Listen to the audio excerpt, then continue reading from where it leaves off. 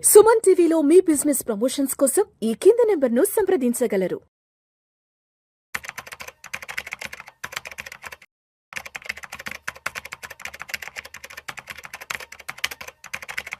Sir Giribabu గారు నమస్తే sir. నమస్తే అండి. గిరిబాబు గారు చాలా మంది 35 నుంచి 40 ఏళ్ళ వయసుకు వచ్చాక అప్పుడు రియలైజ్ అవుతారు, అరే మనం ఎలాంటి ఇన్వెస్ట్మెంట్స్ చేయలేకపోయామే, మనకి జాబ్ వచ్చి 10-15 సంవత్సరాలు అవుతుంది, ఇప్పటి వరకు మనం ఎక్కడ ఎటువంటి ఇన్వెస్ట్మెంట్స్ చేయలేదని అప్పుడు రియలైజ్ అవుతారు. సరే, ఇప్పుడు 35-40 ఏళ్ళ వయసులో ఉన్న వాళ్ళు 60 ఏళ్ళ వయసు వచ్చేటప్పటికే కోటీశ్వర్లుగా మారాలి అంటే ఇంకొక 20 సంవత్సరాల కాలం చేతిలో ఉంది కాబట్టి, మరి 35 నుంచి 40 ఏళ్ల వయసు ఉన్నవారు 60 ఏళ్ల వయసు వచ్చేటప్పటికే కోటీశ్వర్లుగా మారాలి అంటే ఎటువంటి ఆర్థిక ప్రణాళికను సిద్ధం చేసుకోవాలి, ఎటువంటి ఆర్థిక ప్రయాణాన్ని కొనసాగించాలి వచ్చే 20-25 సంవత్సరాల పాటు? మీరు అన్నట్టు ఈ 35 ఇయర్స్ అనేది ప్రతి ఒక్కళ్ళ లైఫ్లో చాలా క్రూషియల్.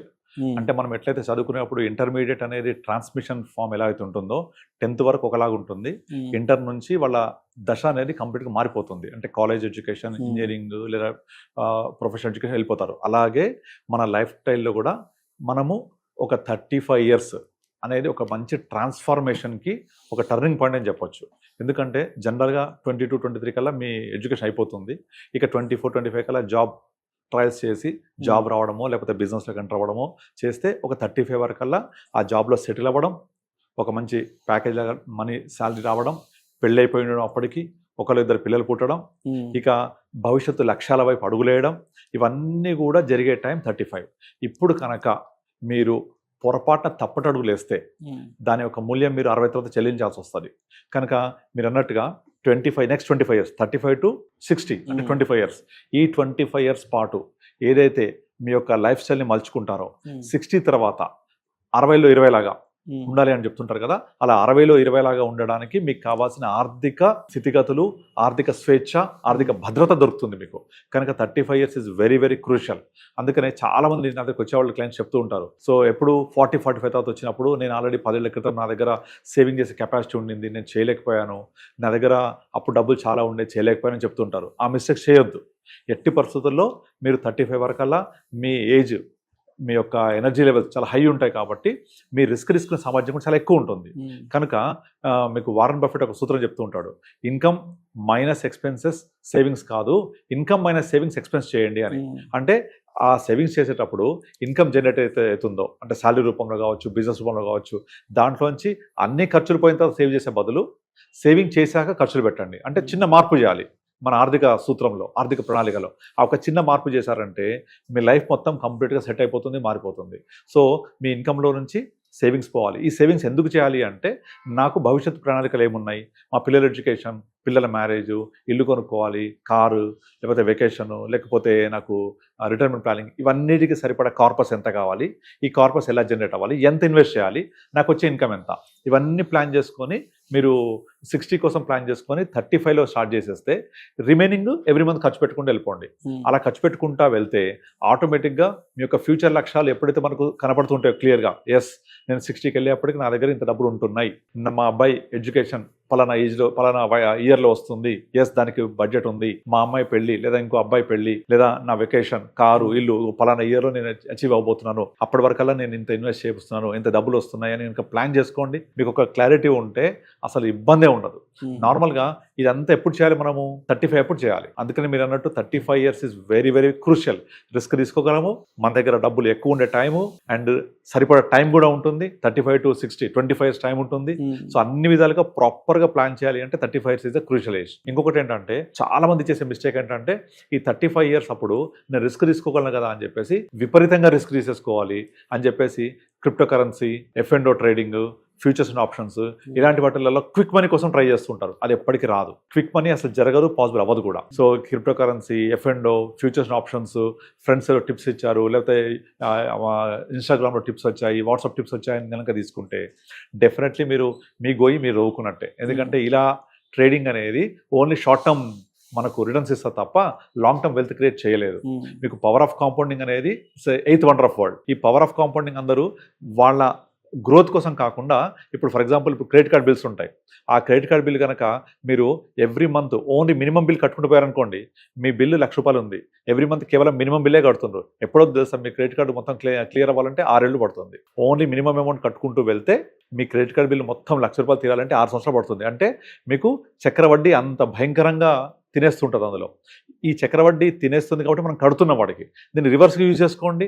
ఆ చక్రవడ్డీ మనకు లాభం కలగాలి అంటే ఇన్వెస్ట్ చేయాలి మనం. Simple. So power of compounding, 8th wonder of world. ఇది జరగాలి అంటే మీరు సేవ్ చేసుకుంటూ వెళ్ళండి. ఆ చక్రవడ్డీ మనం కట్టడం కాదు, మనకు తిరిగి వస్తుంది అదంతా.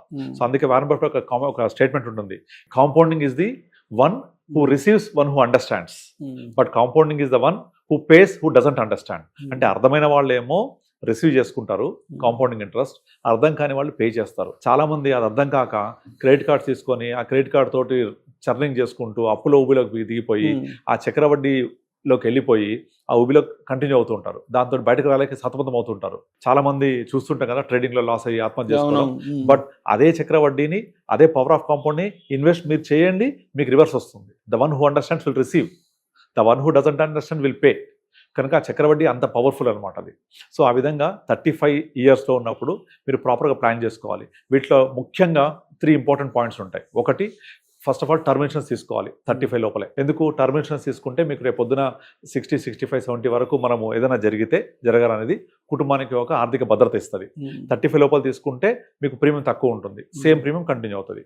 2, ఎమర్జెన్సీ ఫండ్ క్రియేట్ చేసుకోవాలి. ముఖ్యంగా చాలా మంది ఇబ్బంది పడేది ఎక్కడంటే, సడన్ గా నాకు లే ఆఫ్ అయిపోయింది. ఇప్పుడు మనం చూస్తుంటాం కదా, సోషల్ మీడియాలో జోక్స్ వస్తూ ఉంటాయి. నేను కారులో వెళ్తూ ఉంటే ఆఫీస్కి వెళ్ళిన తర్వాత ఆఫీస్లో కూర్చుంటే నా జాబ్ ఉన్నట్టు, లేకపోతే లేదు. రోజు చూస్తూనే ఉంటాం. మీ ఎక్కడ వర్క్ చేస్తున్నంటే, ఇవాళ నేను పలానా కంపెనీలో ఉన్నా, ఇవాళ రేపు ఎక్కడ ఉంటానో తెలియదు, ఉంటానో లేదో తెలియదు, అంత లే ఆఫ్స్ అవుతూ ఉంటాయి, ముఖ్యంగా ఐటీ సెక్టార్లో. సో అలాంటి పరిస్థితులలో నాకు ఏదైనా సడన్గా ప్రాబ్లం అయితే నా క్యాష్ ఫ్లో ఏంటి పరిస్థితి, నాకు రెగ్యులర్ క్యాష్ ఫ్లో ఉంటుందా లేదా, నా ఇన్కమ్ ఉంటుందా లేదా, ఇవన్నీ మనము ప్లాన్ చేసుకోవాలంటే emergency fund is very important. తర్వాత హెల్త్ ఇన్సూరెన్స్. హెల్త్ ఇన్సూరెన్స్ ఏం చేస్తుంది అంటే, మన దగ్గర డబ్బులు లేకపోతే సంపాదించిన సేవింగ్స్ అన్నీ వెళ్ళిపోతాయి దానికే. కనుక ఖచ్చితంగా ఒక యాంపుల్ హెల్త్ ఇన్సూరెన్స్ ఉండాలి. అంటే not less than 1 crore.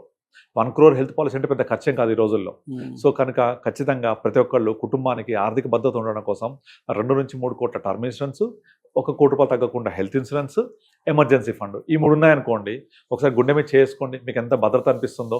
Yes, నా జాబ్ పోతే కూడా ఒక 6 months లేక 1 year సరిపడా డబ్బులు ఉన్నాయి నా దగ్గర, నేను బ్రతకగలను, నా కుటుంబానికి సంబంధించిన అన్ని ఖర్చులు తీర్చుకోగలను, ఈఎంఐ కట్టగలను, ఇబ్బంది లేదు. Yes, that is done. ఏదైనా నేను లేకపోతే మా కుటుంబం ఇబ్బంది పడకుండా, రోడ్డున పడకుండా టర్మ్ ఇన్సూరెన్స్ ఉంది. ఎస్, ఏదైనా అనారోగ్యం అయితే కుటుంబంలో హెల్త్ ఇన్సూరెన్స్ ఉంది. ఇవన్నీ అయిన తర్వాత మీరు ఎప్పటికప్పుడు వీటన్నిటిని రివ్యూ చేస్తూ ఉండాలి, సమీక్షించుకుంటూ ఉండాలి. ఇది సరిపోతుందా లేదా, నా ఖర్చులు ఎంత పెరుగుతున్నాయి, నా ఫ్యూచర్ గోల్స్ ఎలా మారుతున్నాయి, వాటి ప్రకారంగా ప్లాన్ చేసుకుంటూ వెళ్ళాలి.